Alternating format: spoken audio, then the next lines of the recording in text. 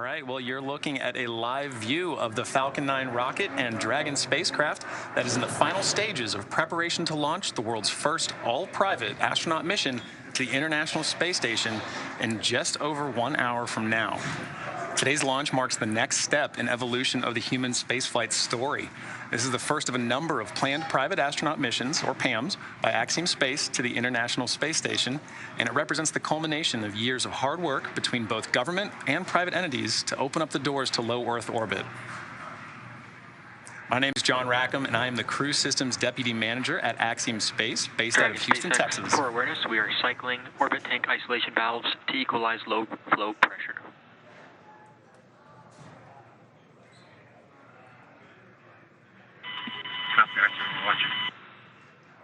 All right, just some back and forth there between the crew and the core. My name is Kate Tice. I'm the Quality Systems Engineering Manager here at SpaceX headquarters in Hawthorne, California. With our coverage now expanding to NASA television, I'd like to welcome friend from NASA, Dan Hewitt, coming to us from Johnson Space Center over at Houston, Texas. Hey, Dan. Hey, Kate, great to see you and the Johns. We're excited to join and get this milestone mission off the ground. Liftoff time is still holding, let's see, for 11:17 a.m. Eastern time, and currently tracking no issues with Falcon 9 or Dragon. The range remains green, and as you can see there with that shot, the weather is definitely cooperating. Yeah, it's a beautiful day for launch. What a gorgeous shot. Now, over the last 3 hours, Axiom astronauts Michael Lopez Alegria, Larry Connor, Mark Pathy, and Eitan Stiba donned their SpaceX suits in our new suit-up room and were then transported to the pad where our crew entered the SpaceX Dragon spacecraft that you see there live on your screen. Right, and since arriving at the spacecraft, our crews were helped by the closeout engineers or advanced team to get into their seats, attach their suits to special umbilicals that provide breathing air and a communication link to Dragon systems. And at that point, they conducted successful leak checks and communication checks with the core here in Hawthorne, which is the person dedicated to speaking directly to the crew throughout the mission. The closeout team then sealed the hatch, which also gets its own leak check. Unfortunately, that leak check didn't pass the first time, so we opened it back up, wiped it down, and performed that leak check again. And that second one was good. So that leak check is closed. Or excuse me, that side hatch is now closed. Moments from now, the closeout team will depart the pad while weather operators kick off their final check on wind speeds at the pad before the final go, no-go for launch. But before we get to that final go, no-go, the SpaceX team will do an internal poll, making sure conditions are ready with Falcon 9, Dragon, the crew, the range, and the weather. Let's pause now and watch watch the closeout crew as they finalize their preparations there on the pad.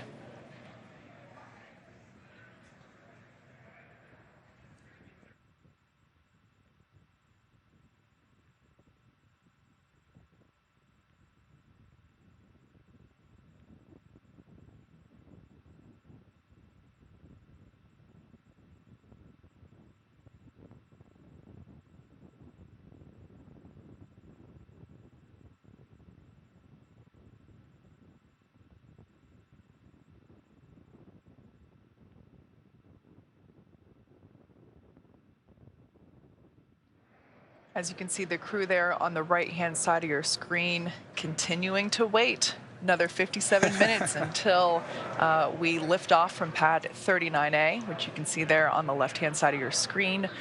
We can confirm that the closeout team has departed the access arm there, so that's good news. Now, as the countdown continues, let's take a moment to get reacquainted with our crew today. So the AX-1 mission is commanded by retired NASA astronaut Michael Lopez Alegria, a Spanish-American who was born in Madrid, Spain, and is also called Mission Viejo, California, as well as Boston, Massachusetts home. Michael is a U.S. Navy captain and has flown 3 times aboard the space shuttle and once aboard Soyuz, so he has quite a bit of flight pedigree.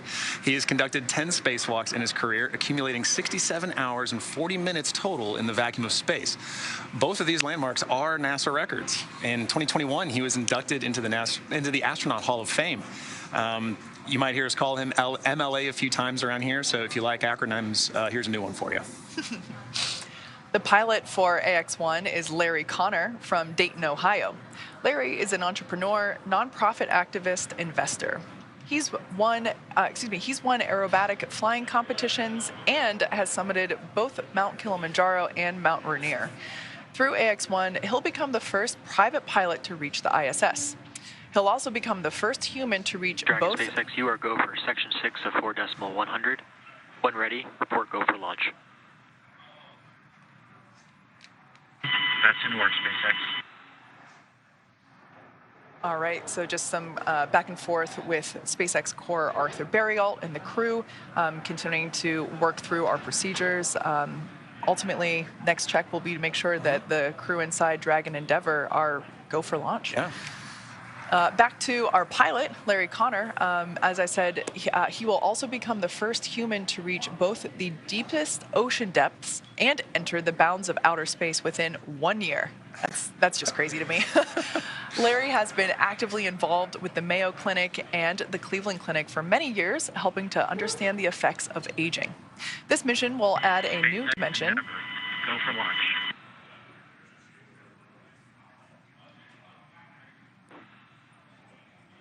Copy that, Endeavour. Crews go for launch. All right. So that is fantastic news. That's basically 4 thumbs up inside Crew Dragon right now. So really good news there. Yeah. So continuing out our crew, moving on to Mission Specialist 1, Eitan Stiba will become the second Israeli ever to fly to space. In many ways, today's mission is a return to flight for the nation of Israel after the Columbia tragedy in 2003. Eitan served for more than 4 decades as a fighter pilot in the Israeli Air Force, where he received the Distinguished Aviator Medal, and today he is an impact investor and philanthropist. In collaboration with the Ramon Foundation, the Israel Space Agency, and the Ministry of Innovation, Science and Technology, and the Ministry of Education, Stiba will fly to the ISS under the Rakia banner and the maxim, "There is no dream beyond reach." During his time on the ISS, Stiba will facilitate scientific experiments, educational outreach, and one of my personal favorites, artistic activities. Mark Pathy is an entrepreneur, investor, and philanthropist, as well as mission specialist number 2 on this AX-1 mission. Pathy is currently the chief executive officer and chairman of Montreal-based Maverick, a privately owned investment and financing company he founded that focuses on innovation and social impact. As a strong believer in the importance of philanthropy, Pathy is a member of the boards and executive committees of the Montreal Children's Hospital Foundation, Dans LaRue, and the Pathy Family Foundation. Through the AX-1 mission, Pathy will become Canada's second private astronaut and the 12th Canadian to go to space. All right, well, you've seen the vehicle, you've met the crew, you've heard some good calls on our way to launch, and we're just within the hour. So let's send you over now to NASA's Johnson Space Center, where Dan Hewitt is following the launch prep from Mission Control in Houston. Dan, over to you. Hey, thanks, John. And the team behind me flying the space station, the crew on board, they're ready to get this first private astronaut mission off the ground. Back in 2019, NASA took steps to open the station up for business, issuing a directive to enable new commercial activity on board, including private astronaut missions. And all of this is done with the goal of building a robust economy in low Earth orbit. Now, why does NASA want to do that? Well, we're very aware that there is untapped potential in that space just outside of our atmosphere, and low Earth orbit can be a first step towards unlocking limitless possibilities. On this July 20th, 1969. It's one small step for man, one giant leap for mankind. Greatness Boy. Okay, we're gonna be busy. cannot always be seized in a moment. Sometimes it requires a first step, a step into the unknown. Not knowing the path, but understanding the goal. Believing that the first step leads to greatness. We've touched the sky, believing it will lead to new worlds. We've left our home, believing in a brighter future. We've come together, believing in shared goals. We've stayed and learned, believing in benefits for all. take the first step time and time again because we've witnessed its benefits and believe in its potential. So we're expanding and enabling this step for others to push humanity further as we prepare for the next giant leap. We'll always need this first step. We're here to stay. And now is the time to join us.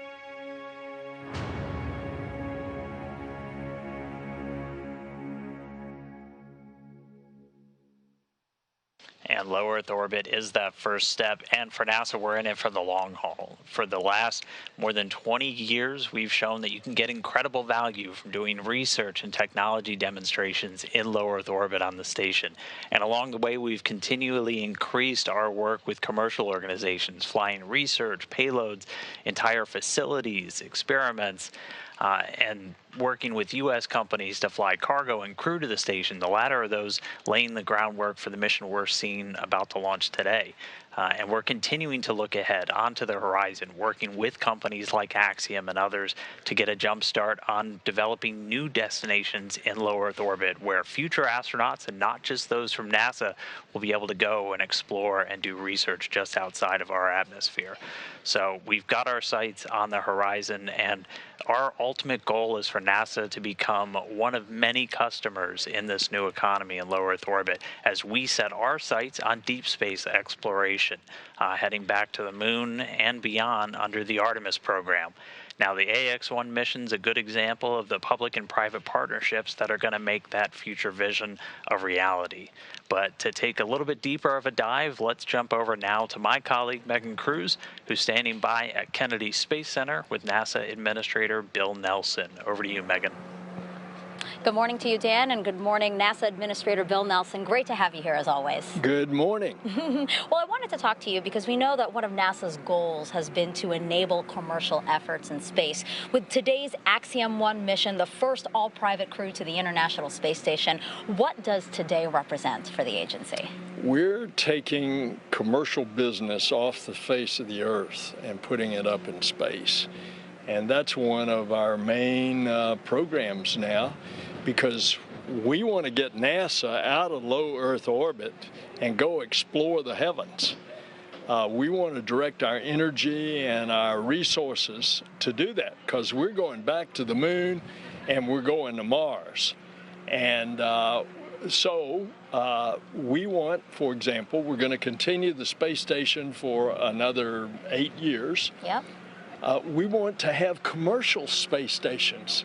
NASA wants to become the ability to lease space on a commercial space station instead of having the responsibility of the space station.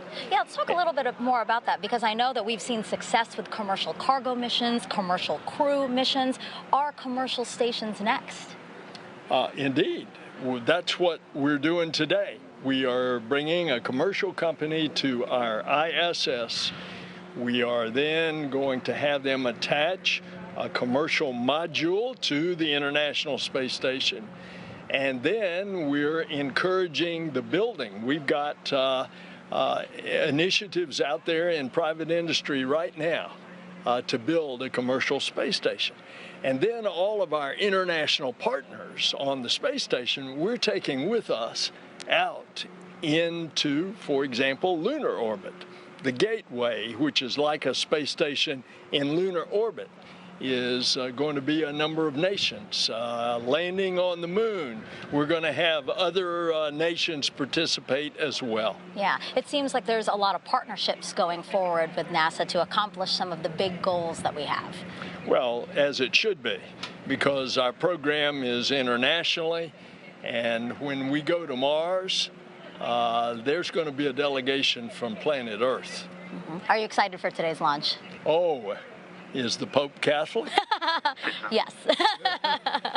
Well, thank you so much, Administrator. I really appreciate you being here, and I hope you enjoyed today's launch. Thanks a lot. All right, back to you guys at Hawthorne.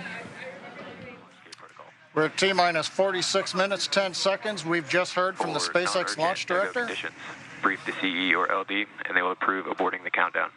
For urgent issues affecting the safety of the operation, operators shall call hold, hold, hold on the countdown net. Launch control will abort the launch auto sequence and immediately proceed into launch abort. At T-minus 10 seconds, launch control will be hands-off and relying on automated abort criteria for the remainder of the count. Operators advise the launch director whether structural breakup or fire is imminent occurring per Dragon manual escape flight rules. For those operators in firing group 4, in the event of a fire alarm, key operators noted in 57.83 will remain at their post while the alarm is evaluated. In the event that personnel safety is threatened, evacuate to the south-facing emergency exit, which leads directly outside. Firing group 4 and MCCX will go into a sterile cockpit and lock down for the duration of the time the launch escape system is armed. Launch control at this time, you may proceed with arming the crew arm for movement. Over that, arming crew arm for movement. T-minus 45 minutes and counting. You've just heard the SpaceX launch director give the final execution instructions to the launch team. Crew access arm retraction started. We're ready for propellant load. That'll begin in about 10 minutes. Before that, we've got crew access arm to retract happening now, and then arming of the launch escape system. Everything continues to look good for an on-time launch of Falcon 9 with Axiom 1 mission.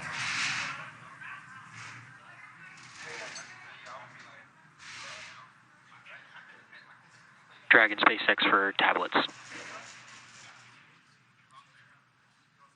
ahead, Arthur. As we prepare to step into LES arming, I need you to verify that the elastic bands are over the corners of all of the iPads in the vehicle.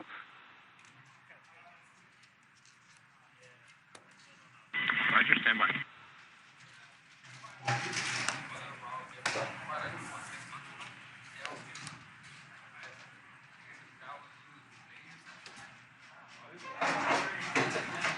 SpaceX Endeavor, Arthur, I can confirm that the elastic bands on the satchels are around the tablets and altitude.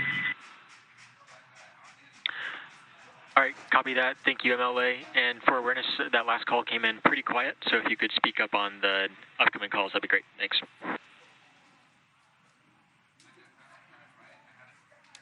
Okay.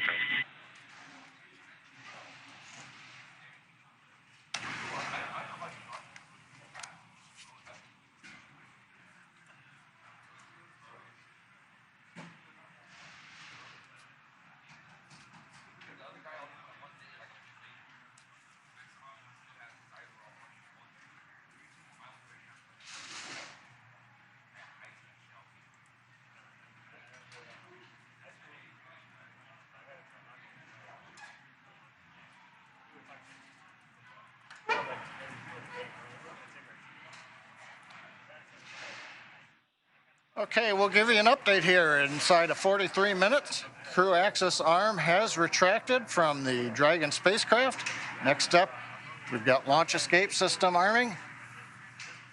And then at T-minus 45 minutes, or T-minus 35 minutes, we'll begin loading propellant onto the Falcon 9.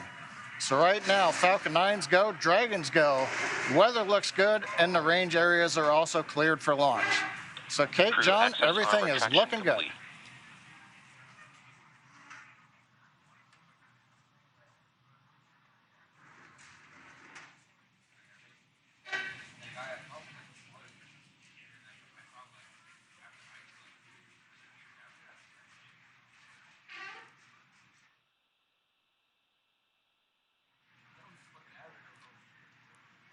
Inside of 42 minutes, everything continues to go well. Waiting now for launch escape system arming.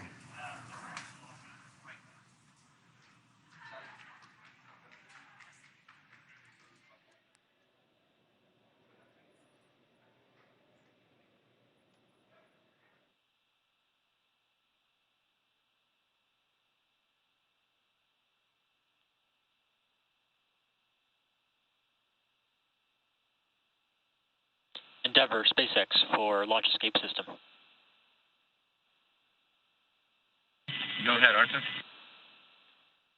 All right, MLA, at this time I can give you a go to step through section 7 of 4.100, close visors and arm the launch escape system.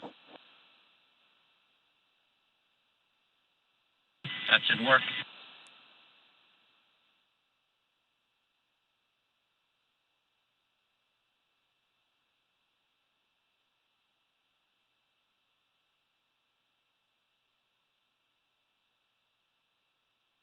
SpaceX Endeavour visors are closed. We are arming the launch escape system.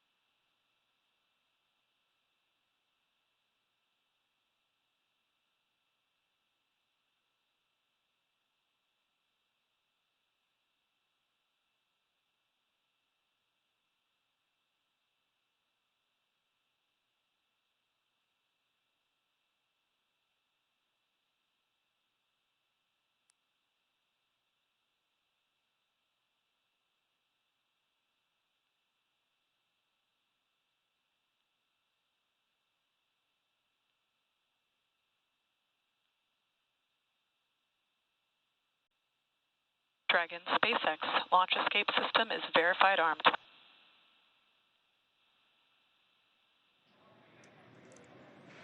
Copy, SpaceX. All right, there you heard it. The launch escape system is now armed. You can see there the crew in their seats with the visors down. Launch escape system, is the first of its kind escape system. It provides escape capability all the way to orbit. It's a really important function to have. Obviously, no intention of using it today, but that's what those call-outs were there back and forth that we just heard.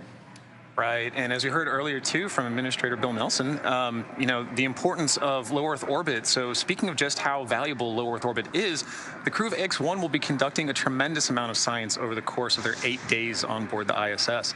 And not only does that include 25 Axiom managed studies, but it also includes the Axiom crew participating in efforts that extend far beyond this mission. Some of those we actually looked at earlier. One of these broader studies is a series of health monitoring tests before and after the flight. A few days ago, I was able to connect with Dr. Emmanuel Riquetta to talk about the ongoing research this crew will participate in on behalf of the Translation Research Institute for Space Health, also known as TRISH. Here's our conversation. Dr. Riquetta, welcome. It is wonderful to get to talk to you. Please introduce yourself and tell us, what is TRISH? Absolutely. My name is Emmanuel Riquetta, and I'm the Chief Medical Officer at the Translational Research Institute for Space Health. And I'm also faculty at Baylor College of Medicine in Houston, Texas. The Translational Research Institute for Space Health, or TRISH, we're partners to the Human Research Program at NASA. And one of our main goals is to find and fund new disruptive research that is high risk but potentially high reward, with the end goal of keep humans healthy both in space and on Earth. And we have been working with commercial spaceflight missions since last year, and Axiom 1 is our 4th commercial spaceflight mission. That's really fascinating. Can you tell us a little bit more about your primary areas of focus or what you're studying on this mission? Yeah, so TRISH focuses mainly on the high priority areas of human spaceflight research. And I would say the 3 highest priority areas are radiation, behavioral issues that come from being isolated and confined in space. And the third one is how your body changes while you're in a different gravity field, either a zero-G environment like in space, or during different gravity fields when you're in the moon or Mars. Okay, interesting. So what kind of systems or hardware are you working with specifically to capture this data? For this mission, the hardware that we're using is absolutely optimized to provide, number one, the highest quality data, while being still easy to use, easy to implement, and being the lowest burden to the astronauts. So to collect all of this data, for example, vision changes, we have been using a small device, is roughly the size of a shoebox that you can see here. I have this here with me. So this is basically like having an optometrist on a box. Basically, the only thing that you have to do is just grab it, put it on your eyes, look at an object that is roughly 6 feet away from you, And after a few seconds, you get a prescription of your glasses as right here. So as I was saying, if there's any changes on astronauts during these missions, we'll be able to see how that changes with this device. We're also looking, I was mentioning, at behavioral changes, how being in an isolated and confined environment has any behavioral aspects. And for this one, we have been using a small tablet like this one, also to test the sensory motor adaptation, the balance disorders, and the space motion sickness. We're using a device like this. And for each of the crew members, we have a set of hardware like this, and it fits. The 4 sets of hardware fits on a medium-sized suitcase. So it is really easy to move wherever it needs to go for launch and landing. That's wonderful. So what are some of the intended outcomes or goals of the research you're doing? Yeah, so some of the outcomes and one of the main applications, number one for spaceflight that we want to get from this research is that short duration missions like Axiom 1 are very, very relevant in the context of Artemis missions. When we go back to the moon, the first missions are going to be roughly the same duration as Axiom 1. So anything new that we learn from these missions is going to be absolutely valuable. Really, every new piece of data that we collect in spaceflight could potentially solve and be that last piece of the puzzle that we're looking to complete what we need to know. Well, Dr. Riquetta, thank you so much for speaking with us today. We wish you the best of luck. It is my pleasure. Thank you. All right, we are about 30 minutes out from launch of the historic AX-1 mission. It has taken an enormous effort from an incredibly dedicated and hardworking team to get to this moment. And that team wanted to take an opportunity to wish the crew of AX-1 well and Godspeed. Hey X1, we're so happy for you guys and just want to let you know we've got you here on the ground in mission control, so fly high and have some fun. From all of us here at the Integrated Performance Team, we want to wish you luck on your pioneering mission to the ISS and hope to see you in a couple years when AX-H1 launches. It is not only an immense honor to get to watch your monumental mission, but also to have been able to support you on your journey towards this day as well. Hey guys, can't wait for this mission. We put a lot of hard work in. We're excited for you all to have a great time up there, and good luck. Thank you for helping set an important precedence ahead of a very bright future. Good luck, AX-1 crew. Let's conquer space. Hasta pronto. Woo! We want to send you all off with good wishes in this incredible journey. Godspeed. It has been such an honor to watch and support you guys as you prepare for this moment. I'm so proud of each one of you for the dedication, the long hours, and the hard work you've put into making this a meaningful mission. Hello, Axiom astronauts. Thanks for stepping up to the plate for this amazing journey. You guys have trained hard, you've waited a long time, and this is now happening. Safe travels on this historic mission for the first private astronauts to go to the ISS. It's happening. Wave to us from up above because we'll be thinking of you from down below. We're the Axiom Safety Team. We just want you to know that we are really proud of you and we've got your back. We're wishing you a safe and successful mission, and we'll see you when you get back on the ground. Hi guys, we're the Axiom Soft Goods team, and we just want to wish you a good mission and get back safely. It's a real pleasure to be talking with you guys right now, and we're super excited for you. I'm here to cheer you on along with the entire Crew Systems team. Yay. Thanks for everything you're doing.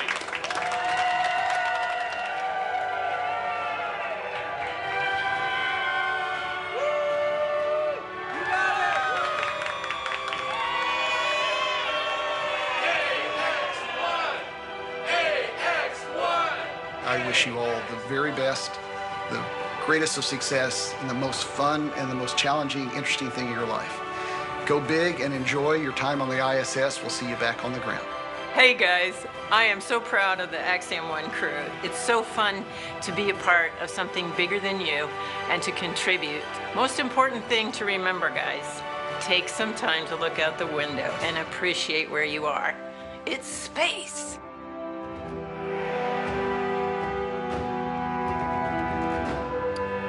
We're T-minus 31 minutes and 40 seconds, counting down to the first all-private astronaut mission to the International Space Station.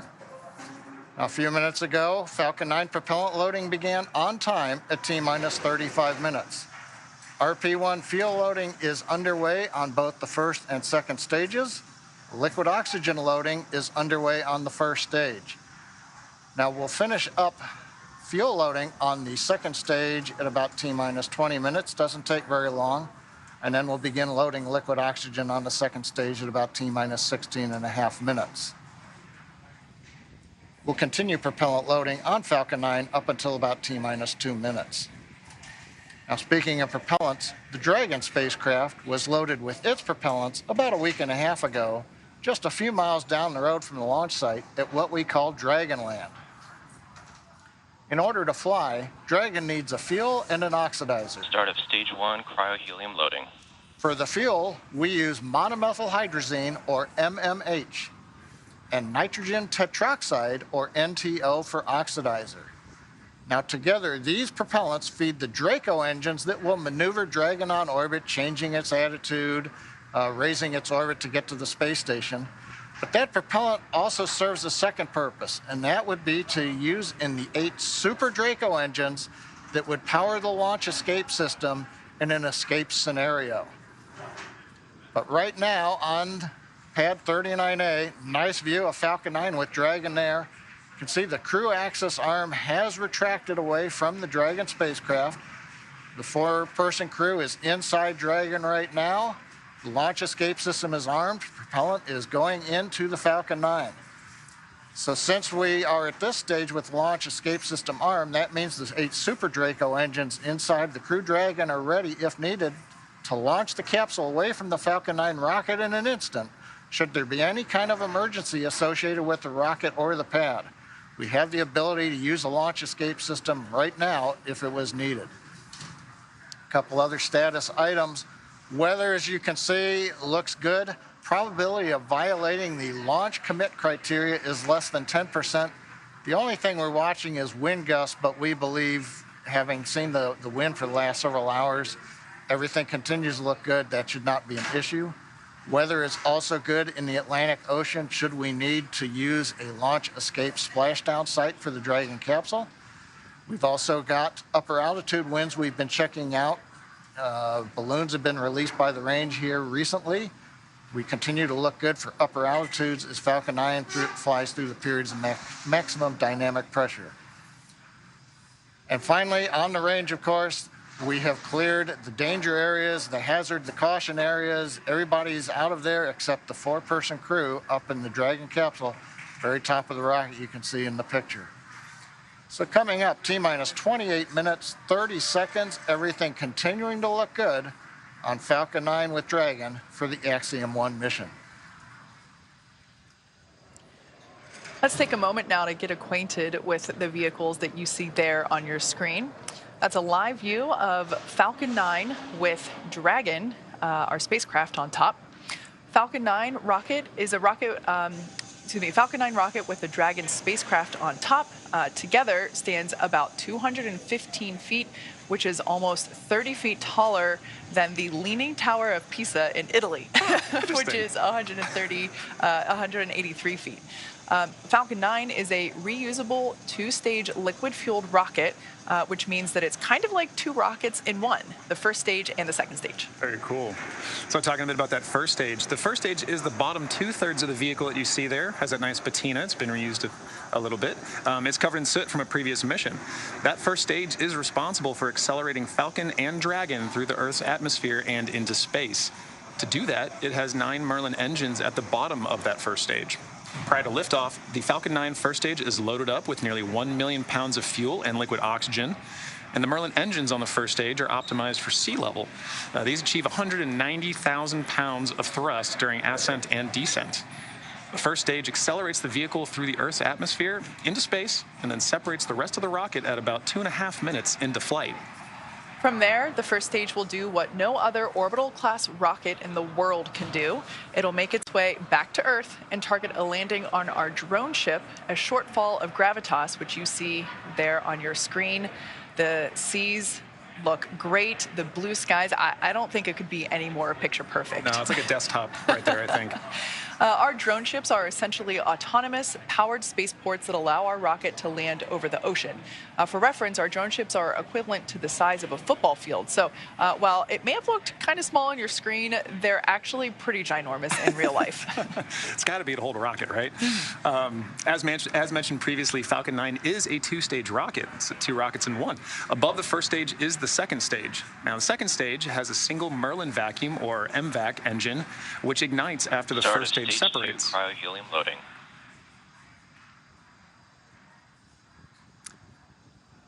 Now, the second stage is essentially a smaller version of the first stage, and whereas the first stage is designed to power the vehicle out of Earth's atmosphere and the forces of gravity, the second stage is specifically designed to operate in the vacuum of space. The second stage powers the Dragon spacecraft to its specific targeted drop-off point in orbit.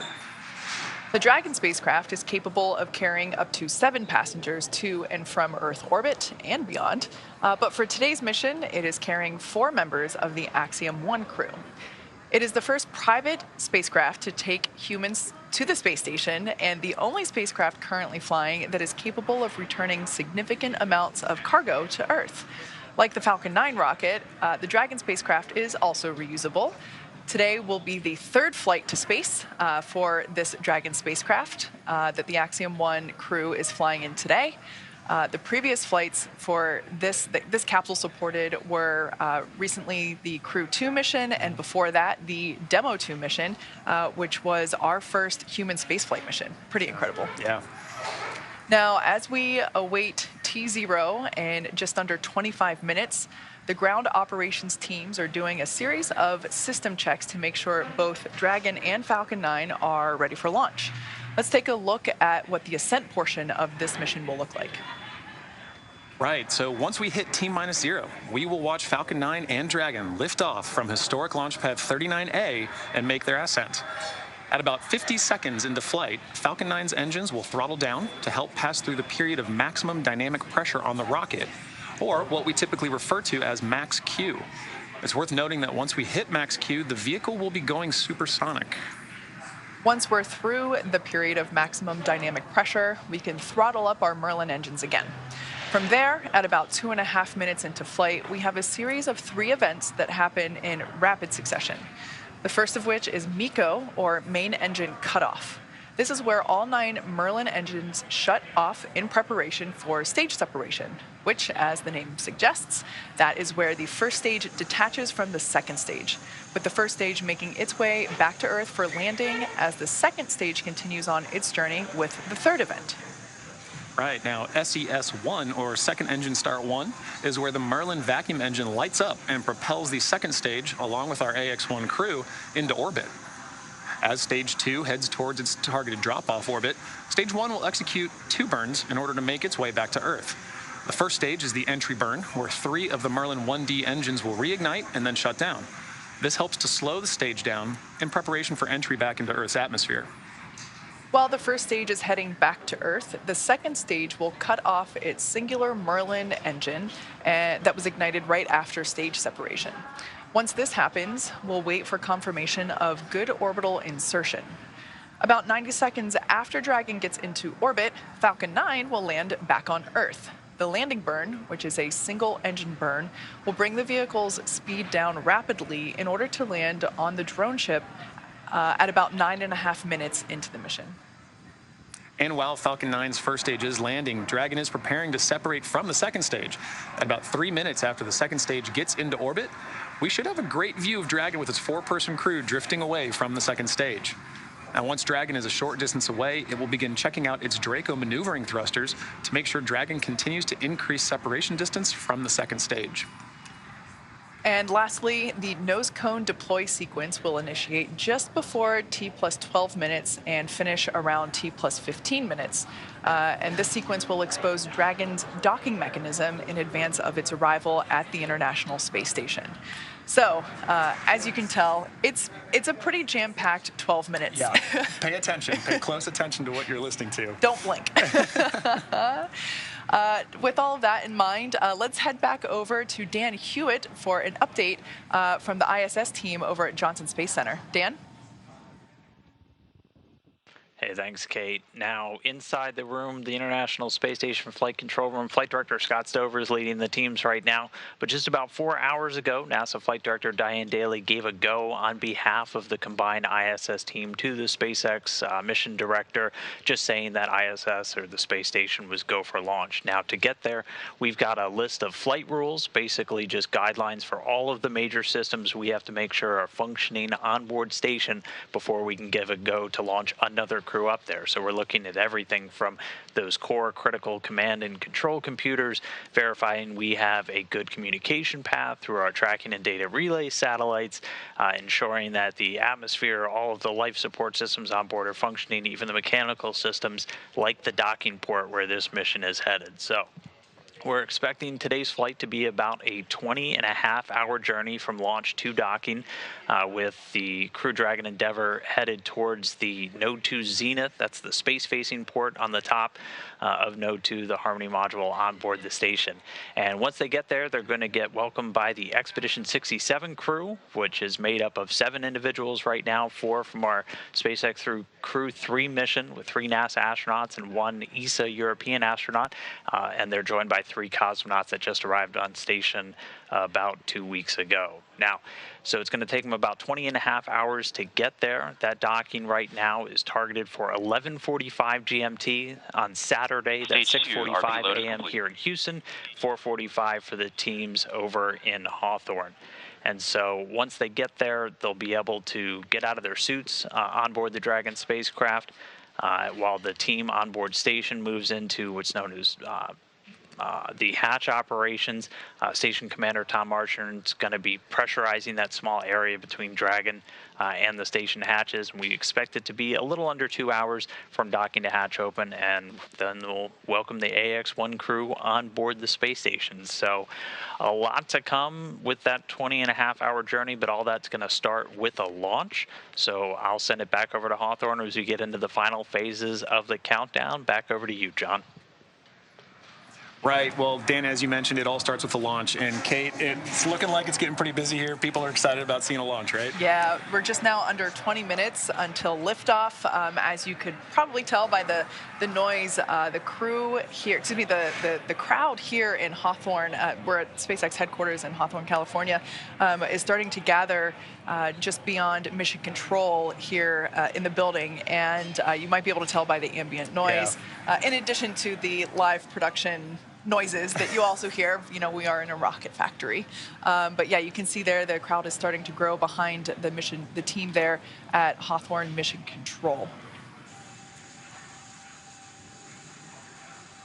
Now, we saw Dan speaking earlier from Mission Control in Johnson. There is a Mission Control Center in Florida where the SpaceX teams are also gathered in Firing Room 4. And then we have the Mission Control Center here. There's a shot of our Firing Room 4 there in Florida at Cape Canaveral. You can just barely make out Pad 39A there in the distance there through the window. Might be wondering why all the different mission control rooms. The one in Johnson, as Dan was saying, you know, that's really mission control for the International Space Station and those operations. The control room that you see there is for everything leading up to launch. As soon as Falcon 9 lifts off, responsibility and control transfers to Mission Control Center here in Hawthorne. So just a quick explanation for why so many rooms with computers. Exactly. Yeah, and in addition to all the teams gathering here, we've got teams of our own gathering in Houston at Axiom headquarters. You can see there on your screen Axiom Mission Control with the lovely Axiom family behind them looking in proudly. All right, well, you know, Dan mentioned that, you know, first we have launch, then we got rendezvous and docking, and then we've got 8 days of jam-packed activity on the ISS. So busy. Yeah, and docking day is it's not just a ride to space, right? You get up there, you open that hatch, and crew is working. I got a little chance to look at some of their timeline, and as soon as they open that door, they are getting invited in, they are getting trained on some emergency procedures, and then stepping right into payload activities, stowage transfers, and just generally getting acclimated, but they're working before they go to sleep, and the work doesn't stop there. It sounds a lot like everything leading up to launch itself. You know, everything is scheduled, planned. Even, you know, we know that even sleep time is scheduled on the ISS. It's something that's incredible to me is that not only do you have work to do, your science experiments and that kind of stuff, not only do you have to get some sleep, or you can, you also have to exercise, right? The exercise time, which can be a couple hours. Stage 2 LOX load has started. All right, so good news there. We have begun LOX load, liquid oxygen loading on second stage. So that is currently underway for first and second stage, as well as loading of RP1, which is our fuel on both first and second stages. Right. Right, and again, some of those things that he talked about, it's all following a timeline, right? And we are listening for those important cues along the way that we're hearing on these nets or on the loops, listening for where are we along in that timeline so we know exactly where we are in terms for launch as we count down at just T-15 from launch. Yeah, so I'm looking at my dashboard here. It looks like fuel load on second stage is now complete. So we're beginning that LOX load as we just heard. LOX load and fuel load continues on first stage. Axiom crew continuing to wait, following along with everything happening there with the touchscreen displays there above them, as well as their tablets strapped to their legs. Right. Everything continuing to look nominal for liftoff in just about 15 minutes. And as we approach that liftoff, in these final moments of our countdown to launch, Axiom Space founders Cam Gaffarian and Mike Suffredini wanted to take a moment to reflect on this mission.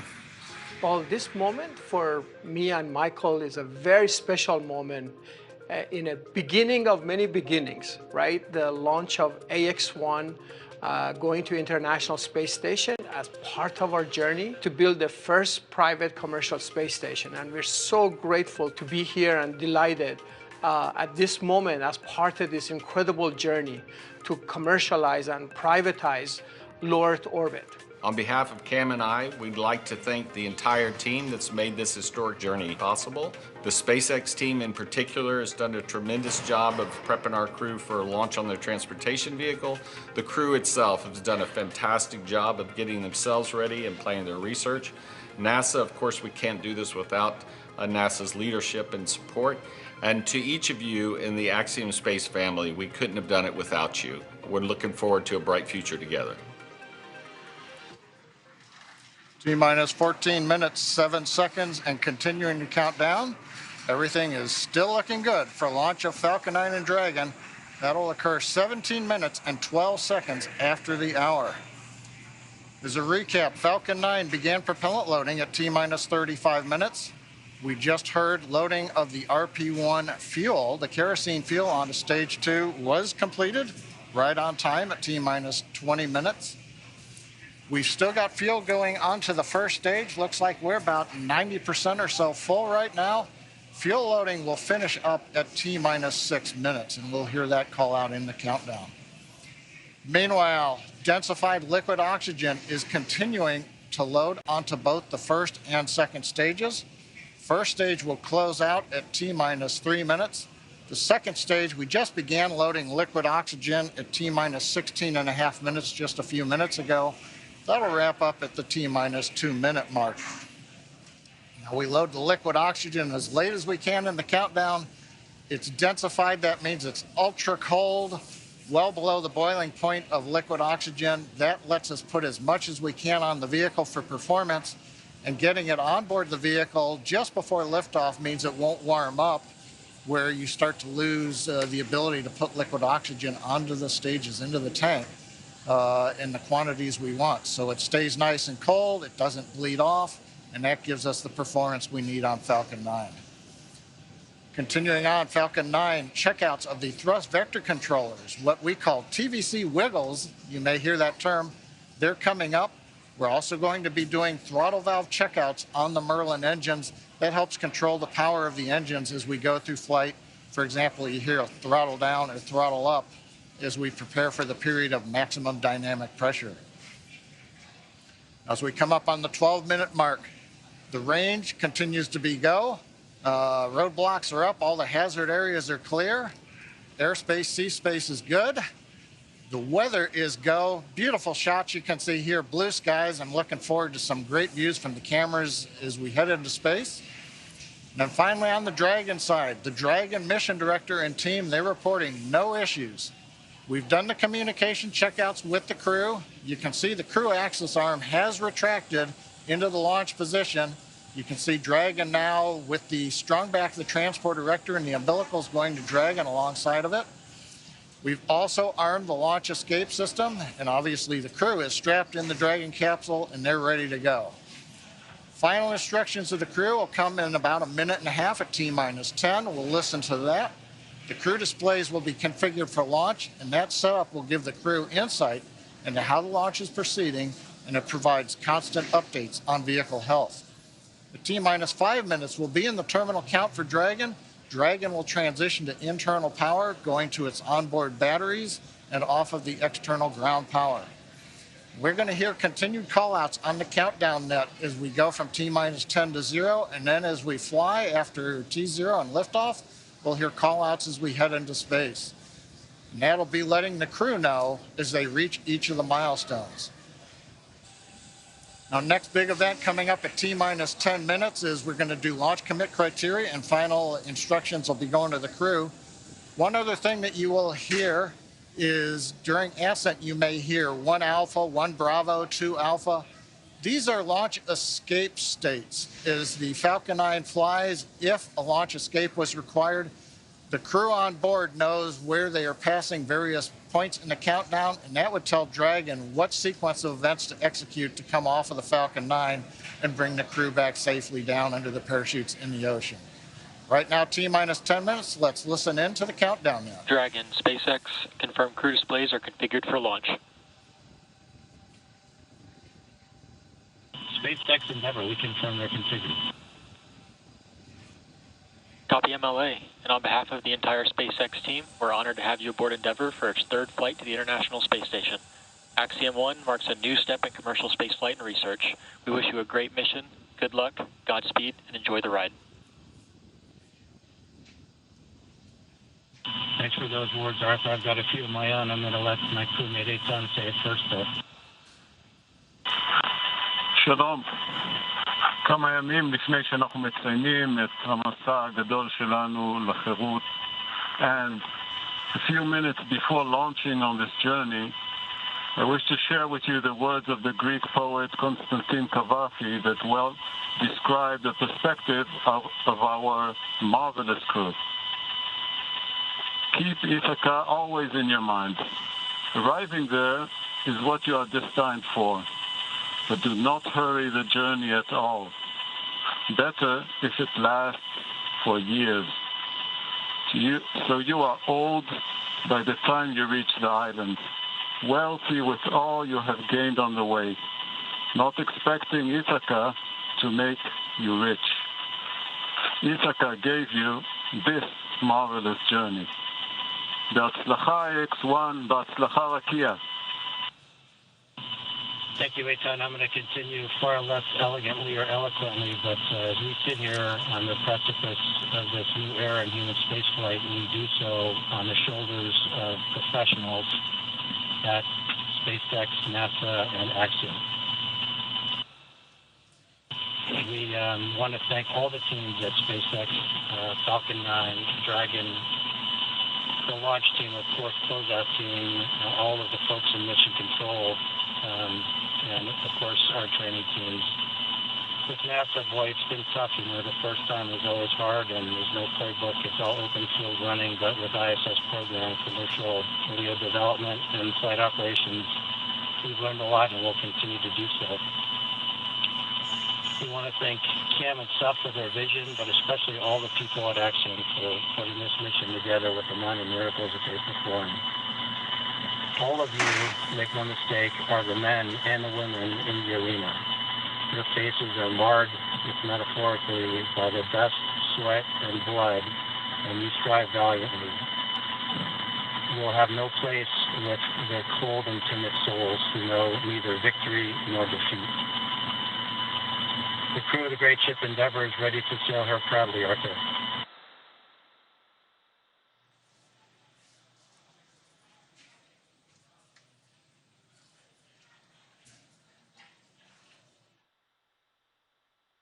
Some heartfelt words there. Stage 1 engine chill has started. All right, so there was the call that we have begun to chill the engines on the first stage. So what we're doing right now is flowing a little bit of the super chilled liquid oxygen through the turbo pumps on those M1D engines. There's 9 of them at the base of the first stage. And that's essentially bringing them down to the temperature of that super chilled liquid oxygen to prevent any thermal shock to the hardware. Just before that call, some really heartfelt words from Commander MLA and Mission Specialist Eitan Stiba. Really love hearing that commentary. Stage 1 RP load is complete.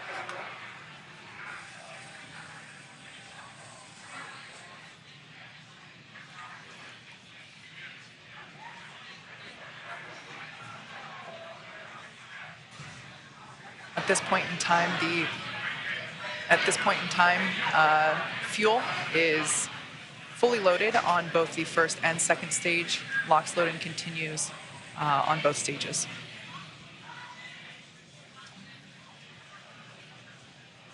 Coming up on 5.5 minutes. Kate's let us know that we've got the fuel load complete.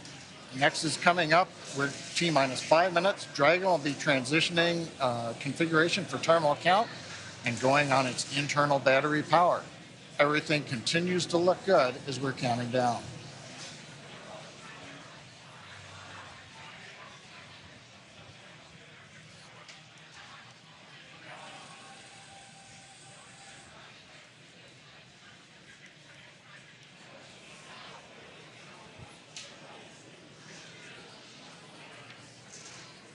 Dragon is in configure for terminal count. Falcon 9 tanks are pressing for strong back retracts.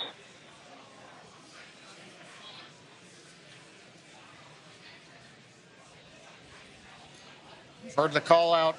We're pressurizing the tanks for strong back retract. We'll hear a sequence momentarily. Strong back is retracting. Actually, that's the start of about a 1-minute sequence. At about T-minus 4 minutes, the clamp arms that you can see there will open. And then, back is retracting. And then we will see the retract from there. So we've heard the call out. That's the start of the sequence. Doesn't mean that the clamp arms are late opening. It'll take us a few more seconds. As you can hear, the excitement and the crowd is really growing here at SpaceX headquarters at Hawthorne, California. There you can see the clamp arms have begun to open.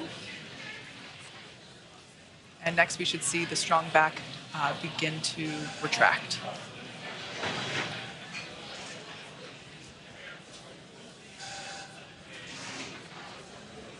This structure is what we basically use to transport the fully integrated vehicle to and from the hangar to the launch pad. And there you can see that strong back retraction has begun.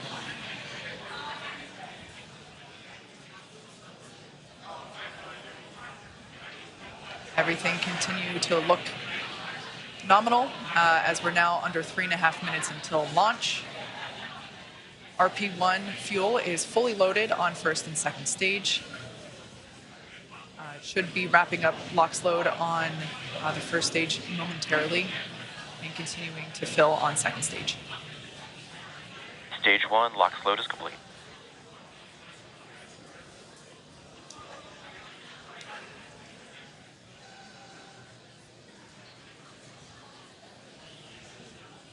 We're under 3 minutes until liftoff of the Axiom 1 mission. Dragon is in terminal count and is on internal power. All right, there we heard that Dragon is on internal power. As I was saying, we're getting close. The crowds are growing. The excitement is palpable. You can see there on the left-hand side of your screen, Mission Control here in Hawthorne, California, just behind where John and I are. And then on the right-hand side, that looks like Axiom Mission Control. That looks like Axiom Mission Control in Houston, Texas. Everybody's waving and saying, hey.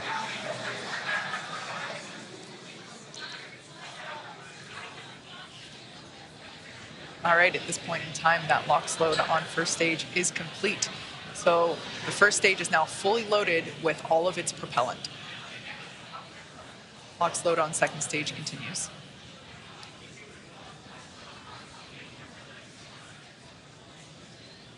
as we've mentioned before. Stage 2 lock float is complete.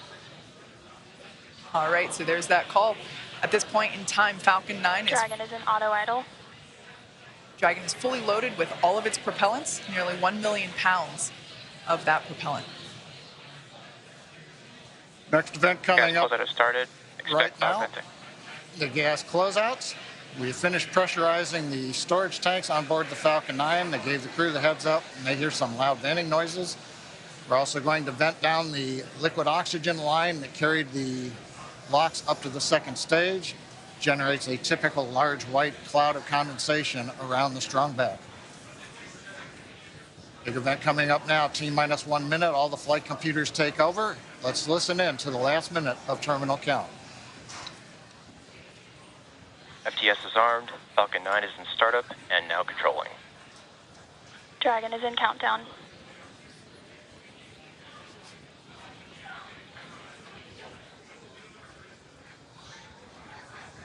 Dragon, SpaceX, go for launch. SpaceX Endeavour, we acknowledge, go for launch.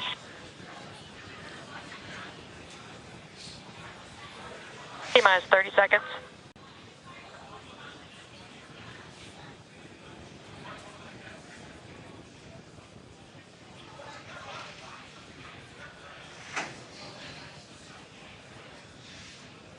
T-minus 15 seconds. 10, 9, 8, 7, 6, 5, 4, 3, 2, 1, 0. Ignition. Stop. Go Falcon, go Dragon. Godspeed, Axiom 1.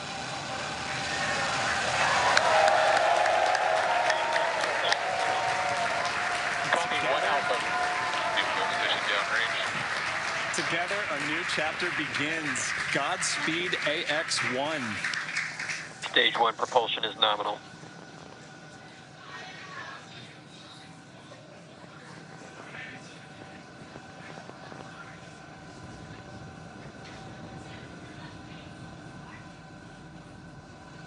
T-plus 38 seconds into this historic mission, flying crew on board Dragon and Falcon 9. All right, telemetry nominal.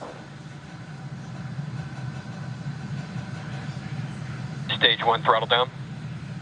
Throttling down in the preparation for max dynamic pressure.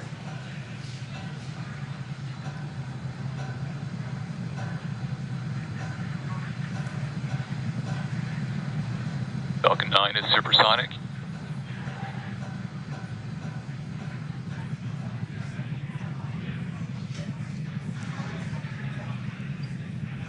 XQ. Stage 1 throttle up. Merlin 1D engines coming back up to power. 1 Bravo. Copy, 1 Bravo. The crew calling out 1 Bravo should a escape situation arise. It tells the Dragon flight computer what profile to fly using the Super Draco engines. But everything is looking good on Falcon 9.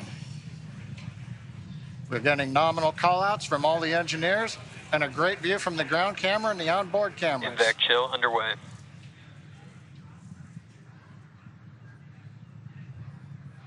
Beginning to chill in the second stage turbo pump in preparation for its ignition, coming up in just over half a minute from now.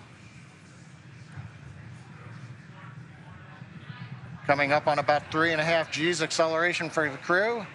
We'll begin throttling down the Merlin engines to hold that level of acceleration.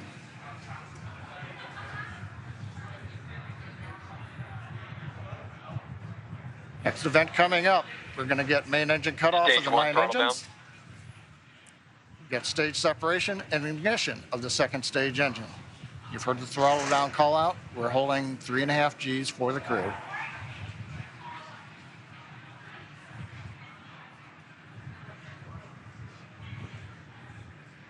And Miko. Stage separation Copy, 2 Alpha. Back ignition.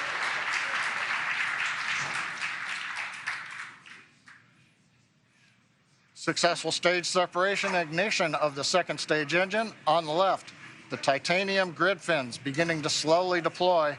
Great views from the first stage camera. The first stage now begins a slow flip maneuver. You can see the white nitrogen gas plumes as we reorient for an entry back through the Earth's atmosphere a little bit later in the plus count. Second stage, we see the engine nozzle glowing red. Everything continuing to look good on the second stage.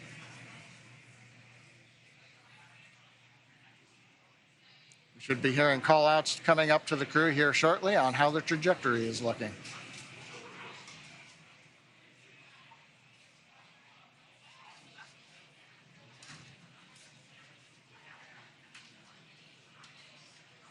Dragon SpaceX, trajectory nominal. It's what we like to hear. Acquisition of signal, Bermuda. AOS Bermuda, acquisition of signal. The Bermuda tracking station now getting telemetry from the second stage of the Falcon 9 with the Dragon on top. T plus 4 minutes, 10 seconds. Everything continues to be nominal. First stage coasting to apogee, and then it will come back down for landing on the drone ship. Second stage, partway through its lengthy burn to get the crew into orbit. So Kate, 4.5 minutes in, everything continues to look good. What a absolutely picture-perfect liftoff. We've got a live view of the crew inside Dragon Endeavour. Looks like everyone is still pretty comfy. As John had said earlier, we got Dragon SpaceX, trajectory nominal. All right, good call out there that trajectory is nominal. Endeavour, we copy. As John mentioned, we got to about 3.5 Gs there. Acquisition of signal, New Hampshire. On the left-hand side of your screen, we can see the first stage as it is making its way back down to Earth. It's targeting a landing on our drone ship, a shortfall of Gravitas, which is parked a couple hundred miles off the coast of Florida out in the Atlantic Ocean. Second stage on the right-hand side, everything continues to be nominal there, as the MVAC engine is powering the second stage and Dragon Endeavour to its targeted drop-off orbit.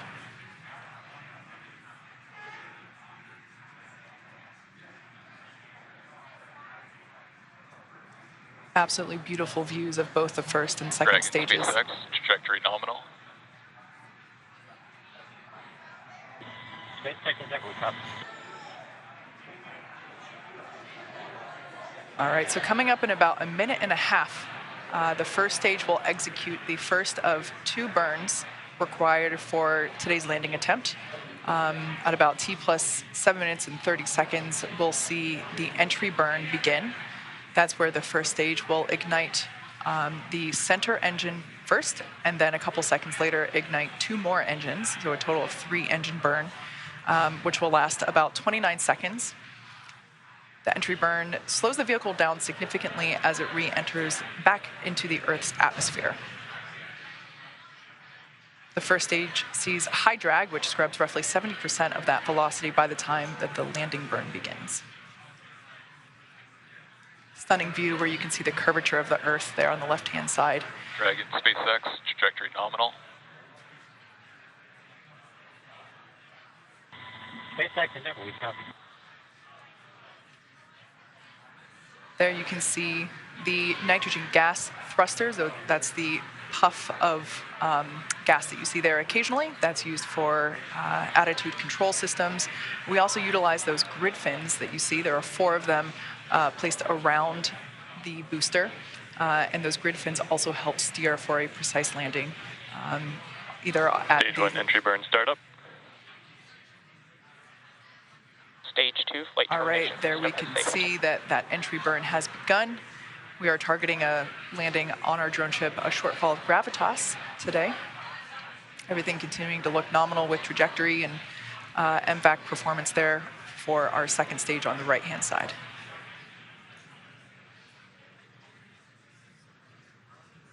So we are conducting the entry burn. Previously, the booster was... Stage 1 entry burn shutdown. That entry burn helps slow the booster down. It was going about 25 times the speed of sound. So we slow it down as it re-enters the dense part of the Earth's atmosphere.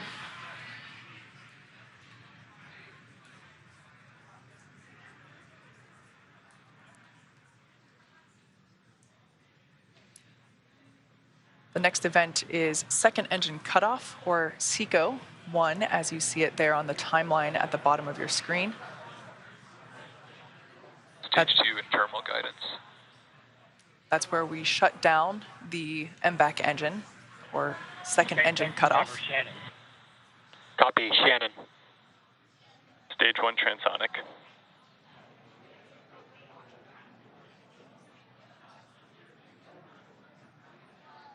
Note that our landing burn and second engine cutoff will occur about the same time. Shut down. All right, we got a live view of the crew inside Dragon Endeavour there on the right-hand side of your screen. Stage 1 landing burn. Landing burn has begun for the first stage. SpaceX, nominal orbit insertion. All right, great news there. Dragon Endeavour, nominal orbit insertion. SpaceX Endeavour, we copy, and it's great to be here. 0G, and we feel fine. Stage 1 landing leg deploy. SpaceX Dragon launch skip system disarmed. As you can see, this Falcon 9 has landed for the 5th time. All the while, great commentary there. Landing confirmed. While we can confirm the landing. Signal Newfoundland and also signal unexpected Cape. Confirmed landing there of the first stage booster. Also, almost simultaneously, great news for the second stage. We heard that there was nominal orbit insertion for Crew Dragon Endeavour. There you can see a live view inside our Dragon. Looks like the crew is beginning to adjust to 0G. And if you look at the right-hand side corner, it looks like we can see the 0G indicator. You know, that was one of mine. That was one of the things I really wanted to see, what they were going to bring for their 0G indicator. So I can't wait to see what comes on. It looks, I can't quite tell, Pokemon. Maybe, okay, well, hopefully it'll come into closer view. Yeah, but and if not, we'll get to ask them later, hopefully. yeah, great to see the crew here again, starting to, really getting their first taste of microgravity. Yeah. Oh, it has ears? Oh, it's a bunny. It Is looks that like a bunny. Thumper? I think it might be. I think that's Thumper from Bambi. Love it. So right now, the second stage is basically preparing for Dragon separation. The next step now that, as we said, Dragon has nominal orbital insertion, the second stage and Dragon will separate. Views there of our MVAC engine now shut off, no longer glowing that lovely shade of orange.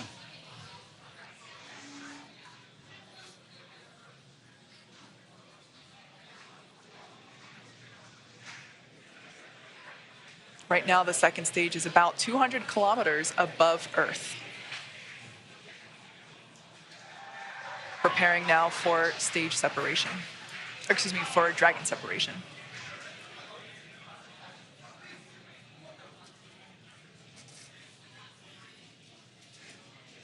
For those of you that have just recently joined us, we had an on-time liftoff of the Axiom 1 crew. They are now in space and coming up to separation from second stage, at which point they will then begin to make their journey, continue their journey to the International Space Station.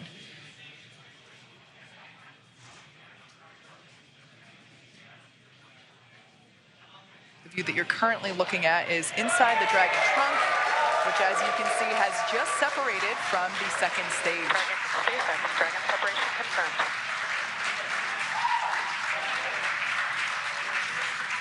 On behalf of the Falcon 9 team, welcome to space. Thanks for flying Falcon 9. You guys enjoy your trip to that wonderful space station in the sky. Do some great research for us. We'll look to see you back here underground. Now stand by for some words from LD. And MLA and the rest of the crew Endeavour, glad we got to have some fun this morning. We'll probably be calling it an early weekend over here at the Cape. Pass you over to Anna and the team. You'll be in good hands. Godspeed, Endeavour. Enjoy the rest of your flight. Cheers. Hey, Mark, it was a lot of fun. I venture to guess we had a little bit more than you did. We thank you and your launch team, Girth, you and the Falcon 9 team. It was a hell of a ride, and we're looking forward to the next 10 days.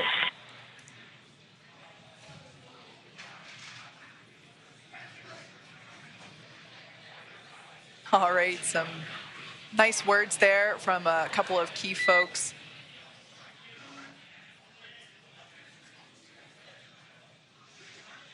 Our first Quindar tone of the mission. Yeah.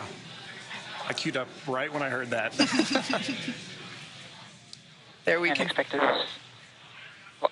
loss of signal, Bermuda and New Hampshire. There we can see Dragon Endeavour on its way to the International Space Station. It has separated.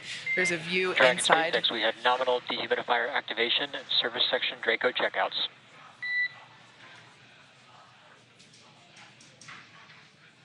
There we can see over the shoulder of SpaceX Endeavour, we copy, Arthur.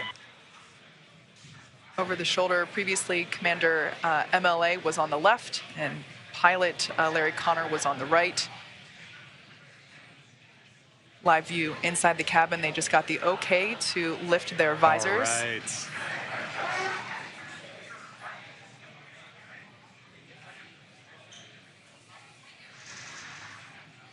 All right.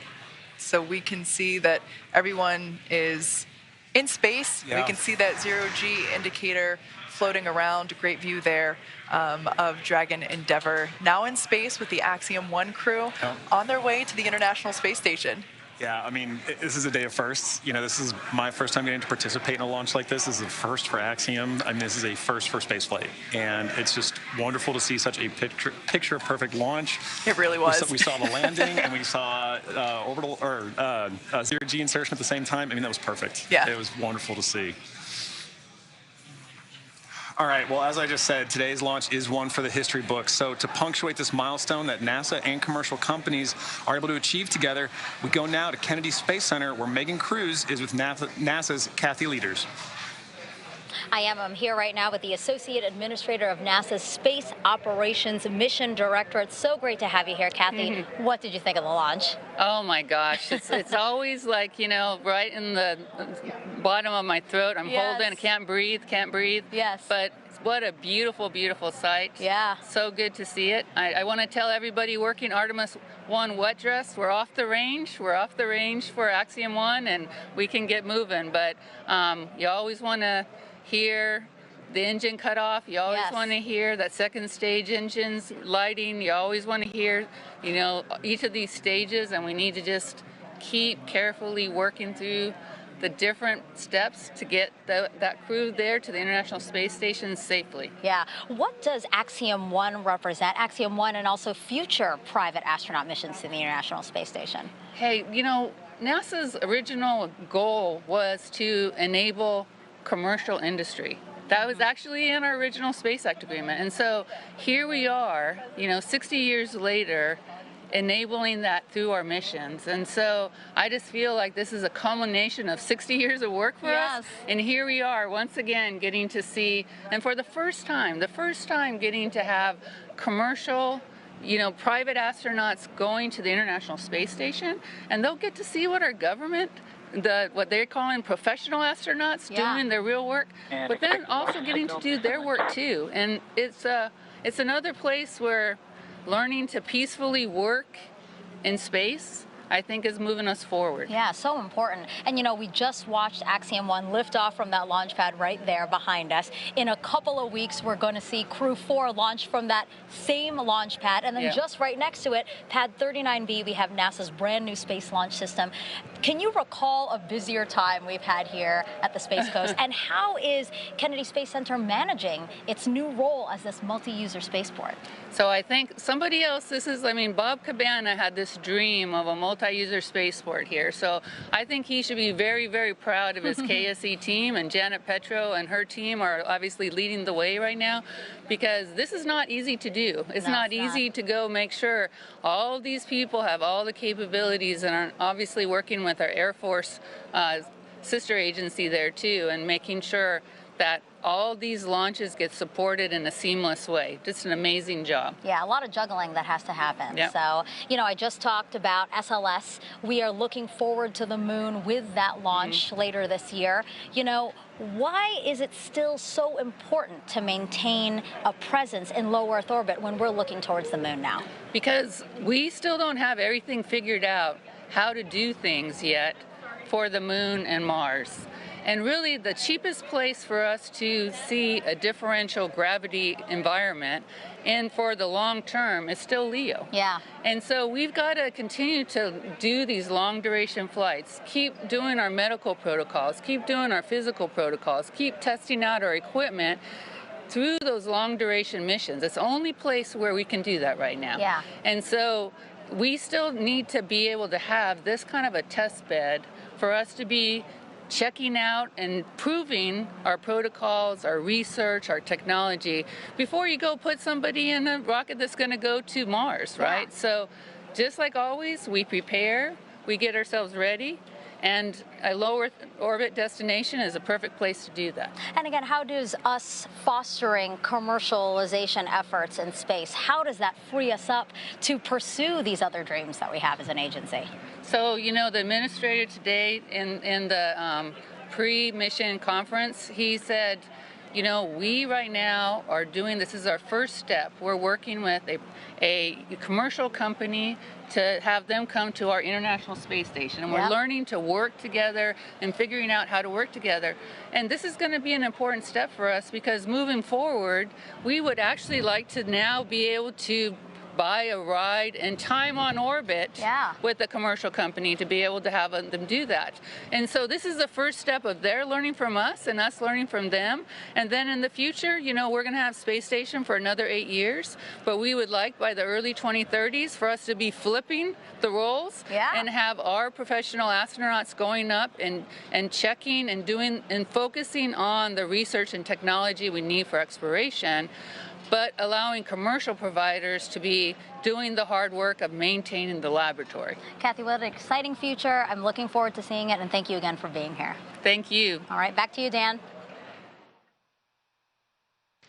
All right, hey, thanks, Megan. It is great to see the AX-1 mission on orbit. The team here with the space station are ready. We're ready to get them on board. So their journey just started. They've got about 20.5 hours until they're docked to the space station. Again, they're headed for the Zenith port on Node 2. That's the space-facing one on the very top. With that docking scheduled right now for 11:45 GMT on Saturday. That is just about 6:45. 50 years ago, we pioneered a path to the moon. The trail we blazed cut through the fictions of science and showed us all what was possible. Very pretty out here. Today, our calling to explore is even greater. To go farther, we must be able to sustain missions of greater distance and duration. We must use the resources we find at our destinations. We must overcome radiation, isolation, gravity, and extreme environments like never before. These are the challenges we face to push the bounds of humanity. We're going to the moon to stay by 2024, and this is how. This all starts with the ability to get larger, heavier payloads off-planet and beyond Earth's gravity. For this, we designed an entirely new rocket. The Space Launch System. SLS will be the most powerful rocket ever developed. And with components in production and more in testing, this system is capable of being the catalyst for deep space missions. We need a capsule that can support humans from launch through deep space and return safely back to Earth. For this, we've built Orion.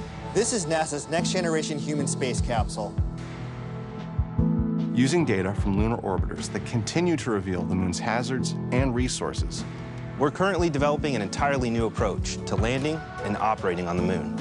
Using our commercial partners to deliver science instruments and robotics to the surface, we are paving the way for human missions in 2024.